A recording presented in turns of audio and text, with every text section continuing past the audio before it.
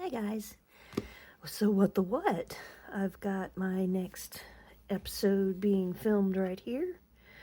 So last week we did the Yonasa Yaus tarot deck, the Somnia tarot deck, the archetypes, Wild Unknown Archetypes, Kim Kranz, and we used the Divine Ephemera from Krista's Chronicles creator, Krista. Haha. So, just jumping right in, my questions I have written down right here. First question is, what was my favorite? Which deck did I enjoy the most? Which one was my favorite? And, crazy thing, I wrote down the answers and then I put them away. I don't know what I was thinking. I definitely enjoyed the Somnia Tarot the most this last week. Don't know if it was just what was going on in my brain, but it was having a moment of snarky undertone and it tickled me to death. So I used the Somnia not just for my weekly readings, but also just to play around with and ask a bunch of silly questions, and I got a bunch of silly answers. It was fun. It was a lot of fun. I've always felt a little oddly close to this deck. I feel like I've said it before, it's kind of a peeping Tom. It knows things that I'm not just always aware it could know. Anyway, this is definitely one of my very favorite decks, and I have a crazy relationship with it, so it was my favorite. Okay, number 2, what deck surprised you this last week and why? The Yonasa Yaus deck surprised me this last week because I don't know what I was expecting from this deck, but I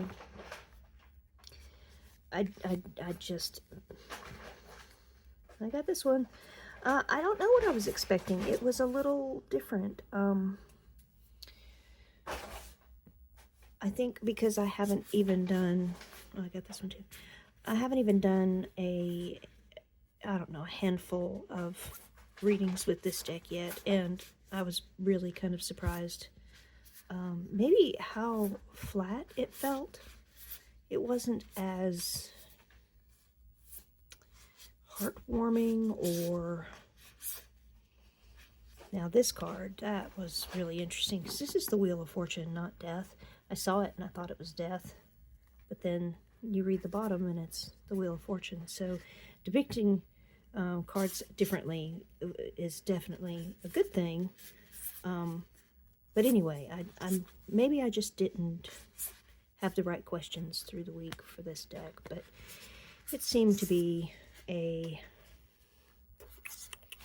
passive participant. It felt very passive anyway. I definitely love this deck though. It did surprise me. I'll have to just learn. I'll learn the deck. Okay, next question is best artwork. That's why I didn't put this away, because this definitely has the best artwork. I really would love to take each card and just paint them. These will just have to be pieces and parts to my journal.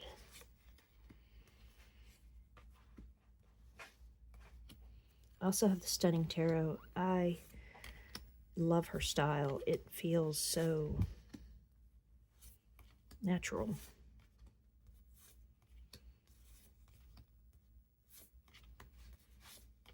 This is the way I learned to draw, and I just feel like,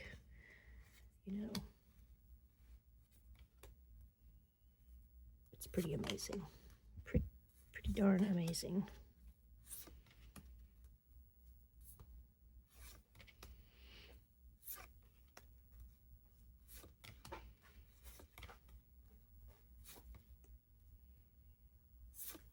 Not perfect, but definitely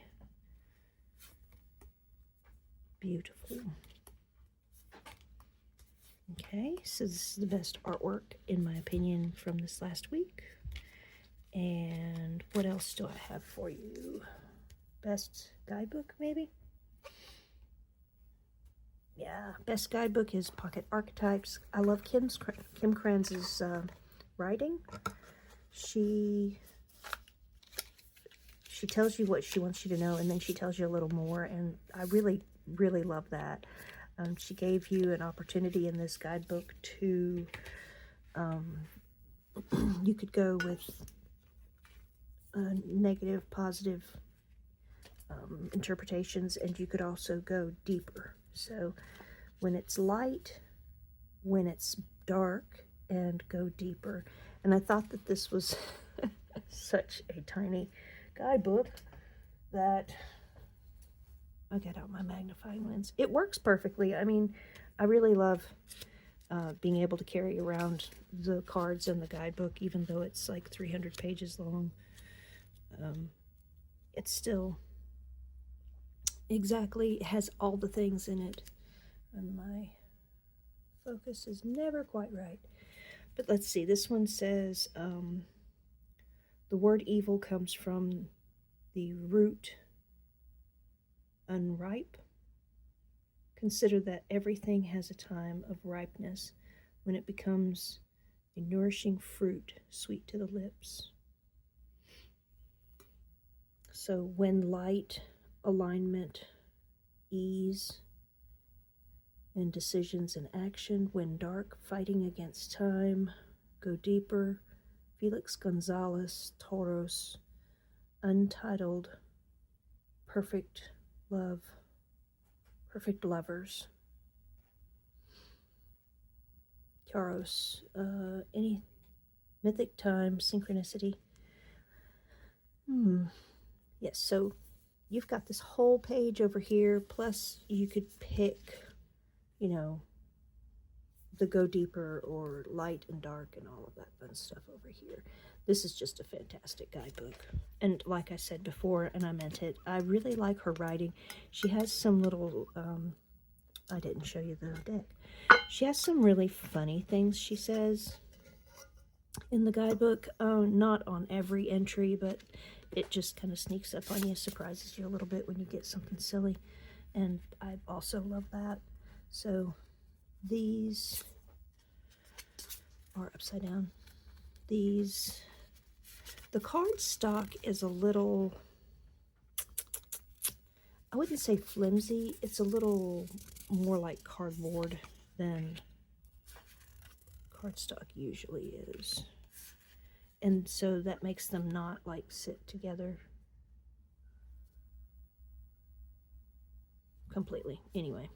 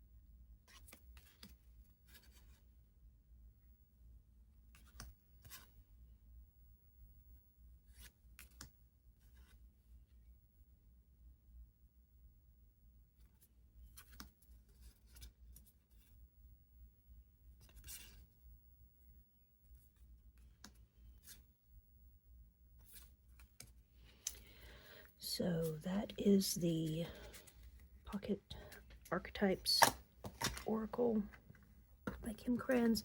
It was a lot of fun to fit with everything else this last week. Let's see, what's our next question? Best guidebook. Deck that seemed weak. Or is it the deck or is it me?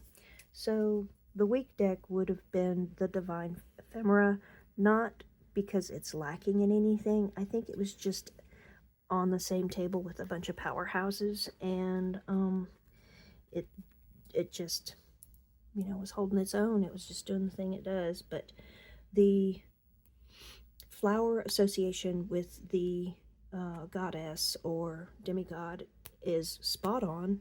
I personally am still looking up the flowers and trying to, you know, make the association between the goddess and the flowers. So I do a lot of research whenever I'm using this deck, and maybe that's why I felt like it was weak, is because I am.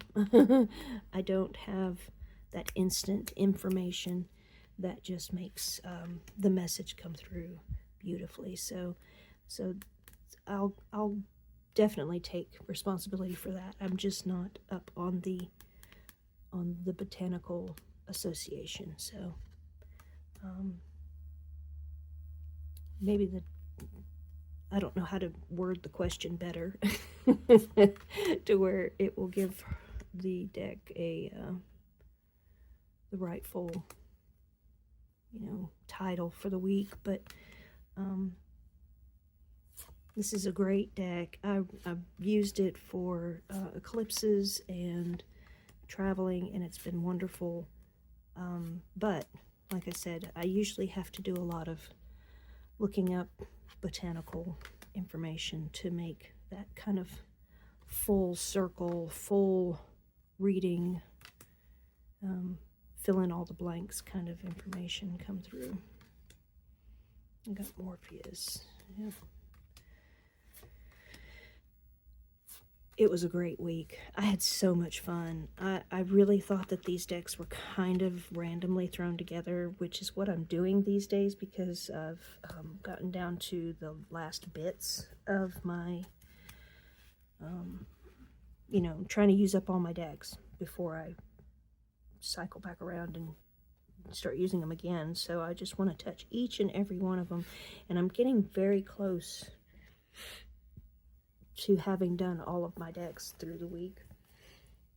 But so the next decks are going to be kind of maybe a lot like this one, where it's sort of a random, seems like they're thrown together kind of kind of setups. But I really think that this is going to be so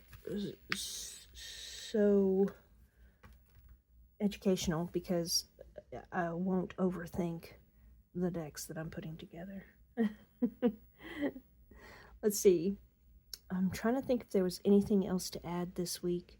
I have almost finished my poncho, and I'm going to show that on next week's video because I've got to stretch it out and get it really floppy so that it's as elegant as I want it to be. Before I show it to you, I'm also doing press-on nails. I'm just inspired, and I love it. They stay on really well. I'm having a lot of fun with it. Also going through my mom's jewelry, so I've got some of her fun things I've been wearing lately, and it's been great. So that was my week. Those were my decks. I hope I gave you any kind of insight at all, which I probably didn't, but I'm working on it. Let's start from scratch here. We gotta make our questions and answer them. Do the basics, and then we'll move on to, you know, giving you guys more information. But thanks for watching. Thanks for hanging out, and I will talk to you later. Bye.